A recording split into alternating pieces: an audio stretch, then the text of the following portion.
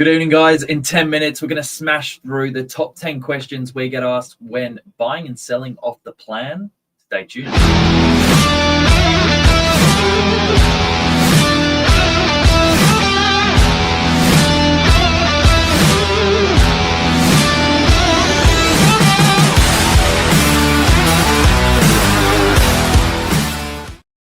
Good evening. Good evening, Billy. How are you? Good. How are you? Good, thank you. How's your day been today?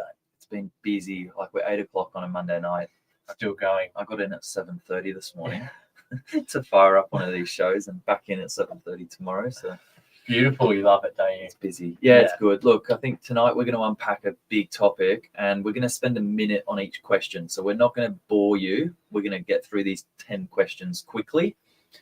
You've actually just come into sales and helping people with buying off the plan. Yeah. So we just started on the development down there, Havana, on Oaks Avenue. So that's pretty well where I've spent the majority of the past week and a half, and it's been a really good experience actually understanding how off the plan works, why it is viewed to be scary by a lot of people. Yep. But it's actually really, really beneficial for everyone who's trying to buy and get into the market a little bit cheaper than what the rest of the stock out there is. Yeah, there's skepticism, that's for sure. And it doesn't help that what's really happened in the last 5 years, the media has got a hold of some horror stories and run them through, the likes of newspapers and a current affair. People get scared by buying off the plan because it's their trusted news source. But the reality is when you're a DY local and you're buying in DY, whether it's established or new, it's effectively the same, risks. When you're at the point of buying something that's at the final stages of being handed over, like it's, Exactly. at the point now where you can walk clients through. Yeah. When you're buying off concept drawings, a little bit differently, but we're going to get into that now. So question number one, how do I know the developer will actually finish the project and on time? Yeah. Everyone has a deadline to hit. All developers have a deadline to hit. They can either hit it, and if they don't, then there's repercussions and charges that they face. So they're pretty well pushing. I know Havana, for example, they are pumping, like they're doing big hours. Yep. 6 days a week, they're working down there on Saturdays just to kind of hit that deadline. So they do have deadlines to hit, and majority of the time they do hit them. They do. Yeah, look, there's actually contract clauses that protect you as the buyer. A sunset date, as an example, is a date where if the property is not ready to settle, yes, it can be sometimes pushed out, but a sunset date is effectively a day that in the contract that protects you as the buyer, where you can rescind the contract, get your deposit back if the property has been delayed and that kind of draws a line in the sand for you. Exactly. We'll go number two. We'll go, what happens if the market drops before settlement? Yeah, valuations are done on settlement. Rarely does the market, you fluctuate large amounts in between exchange and settlement, particularly in the Northern Beaches. In many cases, our buyers see the property actually grow in value, so that only helps. But effectively, it's just pushing, numbers around the page. If there is a shortfall, generally the buyer comes up with cash to top it up. Yeah. Question number three: can the floor plan or finishes change from what I've seen in the brochure? So there is a little bit of a grey area with this one. I do know with some developments they do have kind of like a 5% rule where 5%. The floor plan can change within that 5% in terms of, it could be measurements, it could be, They call it variances. yeah, Generally. yeah. Sometimes measurements, sometimes allocated parking positioning. That is ultimately the risk taken on by the purchaser. However, if you get through to like stage 3 final release sales, at that point you can generally walk through the building and It's nearly set in stone. You can takes all that away. see and put perspective as to what you're buying. Yeah.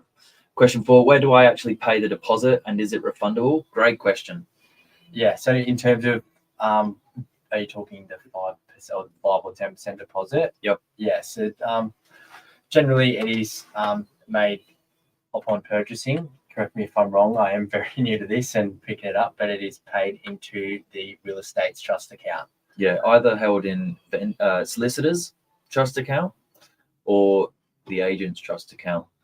The thing about a trust account is the developer is not using that to spend the money for the purchase. The deposit is held as a pre-sale.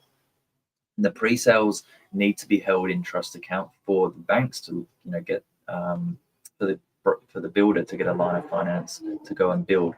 So no, your money's not being spent. Yes, it's sitting in a trust account. Is it refundable? Only if the contract is not met by the developer. If you were to not complete on your purchase, that's a different story. But that's the same with any other property purchase. So the next one looking is, what protection does the buyer have if the project is delayed or cancelled?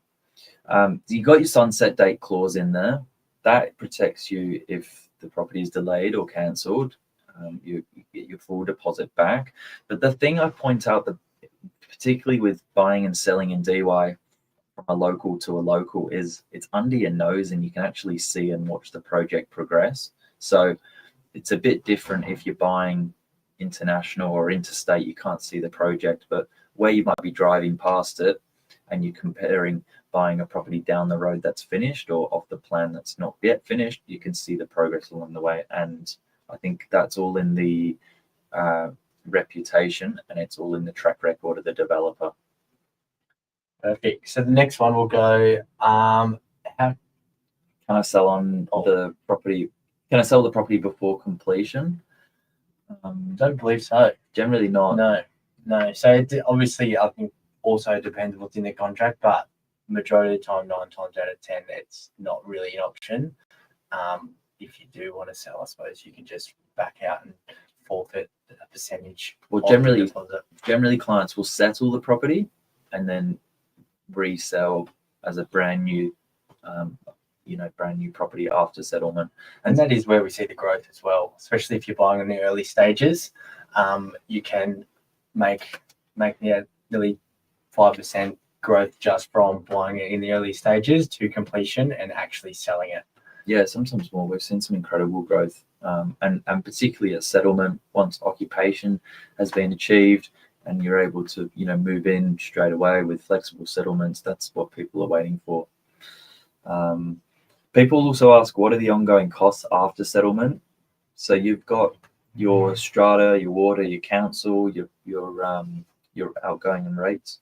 Yeah, so generally strata and kind of all your outgoings are normally given out beforehand. Like I know with this Havana project down the road, we've kind of got the estimations of what they're all going to cost.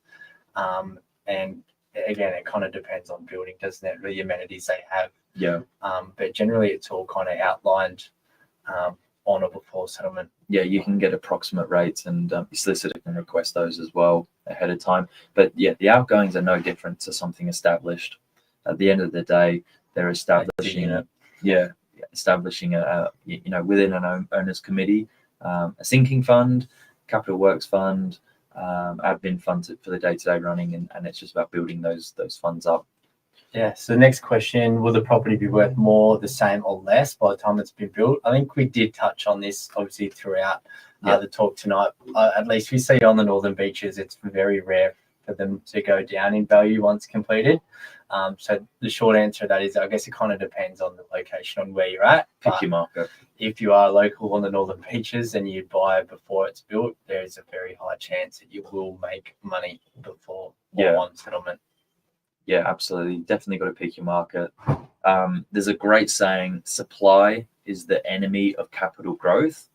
And in a suburb where brand new apartments are so scarce, supply, I will say it again, is the enemy of capital growth. If there's too many of anything coming into a marketplace, it's just going to erode away at any capital growth. So if you're actually buying something brand new and then it's being delivered in years' time, and that's happening across the board, some suburbs are seeing, not just hundreds of properties, but thousands of properties being delivered at one time.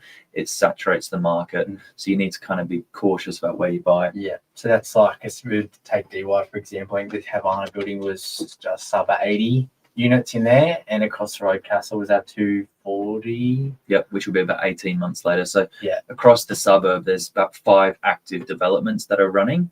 Only 2 of them are being sold privately now off the plan. Everything else is finished. They're all different price points. A lot of them are price points that appeal to owner occupiers, meaning they buy, move in, don't resell. So the investors actually have a really good run from the purchase to selling if there's the short-term plan. Yeah, it's not really flooding the market in No. that sense. No. And on settlement, within about a 12-month period, you generally get people that will sell within 12 months of selling, and that kind of flushes out the first wave of resales. And after that, there's generally not that much competition. It's always sought after being a brand new building, Yeah. particularly when they look good, they run well, and they're modern. Exactly. Final question. We've got here, how do depreciation and tax benefits actually work for off the plan? Well, I do want to ask you, how many investors have you had coming through, like the 1-bedroom and 2-bedroom units? Yeah, so look, at least the ones that I've dealt with, I'd probably say for every, say, 3 groups, 2 have been investors. Yeah, wow. Which is really good, because I feel like newer buildings, they rent easy. At least I've spent the last 18 months in rentals before coming over to sales. And the trend that I kind of see is all the newer blocks, when we get a unit in the Meriton, or somewhere across the road, or even the building we're in now, they just lease out like hotcakes. Yeah, there you go. But it has been nearly even, but I have seen a lot of investors come through, and I know Verdun just sold one last week to an investor as well. So it's yeah. Well, the depreciation and tax benefits are definitely outweighed on a new building compared to something, like in DY, we see a lot of buildings that are 60s, 70s, 80s. You get depreciation not only on the internal, but on the building itself. And so for a 2-bedroom unit, there's some really good tax benefits there. You can actually buy a tax depreciation report for your property. Whether it's new or established, I recommend this. Done it myself. You can buy a tax depreciation report for your property, and that gives you a schedule each year as to what's deductible. Yeah. And for an investor, it's great. Really, really good money well spent. So yeah, the rents are there, the premium on the rents is there, and the depreciation's there. So it's kind of like a double header for them. And that's attractive. Beautiful. Does that conclude tonight? I think so. If there's more questions, obviously it's a live show. You can drop them into the comments here, and we will answer them. If there's anything else you want us to cover on a Monday night, let us know, and we'll jump on it for you. Beautiful. But yeah, I feel like we pretty well hit every question, or at least the common questions that we get when showing people through off the plan. To be honest, it can be a scary thing, but I hope we kind of touch base on everything that can be touched base on. Yeah. As Bill said, if you have any questions, drop them down, and yeah, we'll let you know. Definitely makes it far less scary when you can walk through, or at least look at what you're buying, visualize it. There's an element of trust there with the agent, with the solicitor, that you're dealing with on both sides, and the builder. So studying that track record. Yeah, and what we've seen as well, just touch base on that. They've got a showroom down there at Havana as well, which is fully furnished, all set up. Yeah, as if there was someone living in there, and the feedback we've had on that is really good. They've been able to kind of vision themselves in there rather than just looking at a bit of paper with a floor plan. So that's really helped us push them off the ground. Well, there you go. We plugged one building there tonight, which is ready in about 6 weeks. We've got another one that's ready in about mid next year. I think they're going August next year. I was trying to count out the months. Yeah, probably like 8 to 9 months. Yeah, we've got another one ready next year. So if you're looking at something now, give us a call. Perfect. Take care.